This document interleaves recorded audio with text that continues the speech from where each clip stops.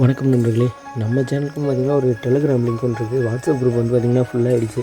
அதனால் நம்ம Telegram link வச்சுருக்கோம். அந்த லிங்க்கை வந்து நான் அந்த வீடியோ கீழே டிஸ்கிரிப்ஷனில் தரேன். அந்த லிங்க்கை ஜாயின் பண்ணிங்க. அதில் 2 லட்சம் பேர் வரைக்கும் வரலாம். ஃபுல்லாக ஆட்டோ நம்பர் தான் இருக்காங்க. அதுமாதிரி நம்ம சேனலை சப்ஸ்கிரைப் பண்ணாதவங்க சப்ஸ்கிரைப் பண்ணிக்கங்க. சப்ஸ்கிரைப் பண்ணி இன்றைக்கி என்னுடைய பார்க்கணும்னு பார்த்திங்கன்னா, உங்கள் ஒன்றில் பிக்கப் கம்மியாக இருந்துச்சுன்னா இதுவும் ஒரு காரணமாக இருக்கும். அதுதான் பார்க்கலாம். அது என்னென்னு பார்த்திங்கன்னா, ஏர் ஃபில்ட்ரு. எனக்குமே தெரிஞ்சுங்க, ஏர் ஃபில்ட்ரு தான் பார்த்திங்கன்னா ஒரு ஆட்டோவுக்கு எந்த வண்டிக்காக இருந்தாலும் மெயினான ஒரு விஷயம். இப்போ நீங்களே இப்போ சுவாசிக்கிறீங்கன்னா உங்களுக்கு மூச்சு விட இப்போ சளி பிடிச்சிருக்கப்போ எவ்வளோ கஷ்டமாக இருக்குது மூச்சு விட்றதுக்கு. அந்தமாரி தான் என்ஜினுக்கும். என்ஜினும் என்ன பண்ணால் ஏர் ஃபில்ட்ரு வழியால் சுத்தமான காற்றை இழுத்து அது கூட டீசலும் கலந்து எரிஞ்சு தான் அது புகையாக வெளில போகுது.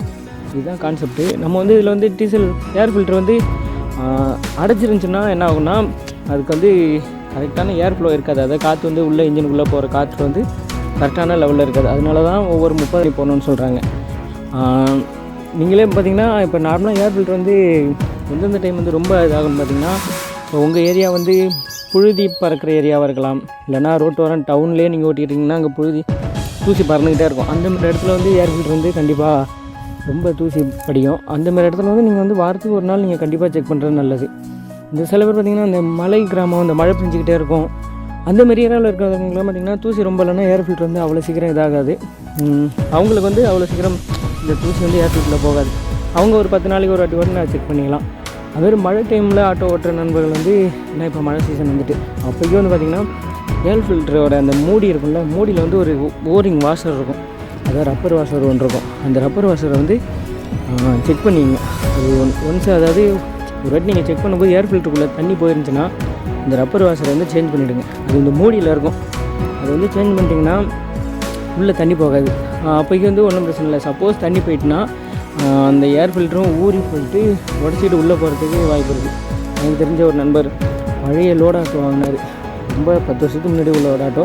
அவங்க என்ன பண்ணிட்டாங்கன்னா, ஏர் ஃபில்டரை சுத்தமாக செக் பண்ணவே இல்லை போல். அது உடஞ்சி அந்த தண்ணி பட்டு உடஞ்சி இன்ஜின் போரில் போய் உட்காந்துட்டு அப்படியே போர்லாம் டேமேஜ் ஆகி ஓடிட்டு இருக்கும்போது திடீர்னு உள்ளே போய் அடிச்சிச்சுன்னா என்ன ஆகும். அதனால் வந்து ஒவ்வொரு 30,000 கிலோமீட்டருக்கு ஏர் ஃபில்டரை கண்டிப்பாக சேஞ்ச் பண்ணியிருக்கேன். சேஞ்ச் பண்ணிட்டீங்கன்னா உங்களுக்கு எந்த பிரச்சனையும் வராது. அதே போதும், உங்களுக்கு வந்து லைஃப் டைமாக மெயின்டெனன்ஸ் பண்ணிங்கன்னா போதும். ஆயில் லெவலையும் ஏர் ஃபில்டரையும் கரெக்டாக பார்த்துக்கிட்டே இருக்கணும். அது எல்லா வண்டிக்குமே, டீசல் ஆட்டோ, பெட்ரோல் ஆட்டோ எல்லாத்துக்குமே அது பொருந்தும். அதனால் வந்து ஏர் ஃபில்டர் வந்து கரெக்டாக செக் பண்ணிங்க. நம்ம சேனலில் பார்த்திங்கன்னா ஃபுல்லாக ஆட்டோ சம்மந்தப்பட்ட வீடியோ தான் அப்லோட் பண்ணி இருக்கும். நீங்கள் நம்ம சேனலில் பார்த்தீங்கனாலே தெரியும். அதனால் மறக்காமல் சப்ஸ்கிரைப் பண்ணுங்கள். ஆட்டோ நண்பர்கள் கண்டிப்பாக சப்ஸ்கிரைப் பண்ணுங்கள்.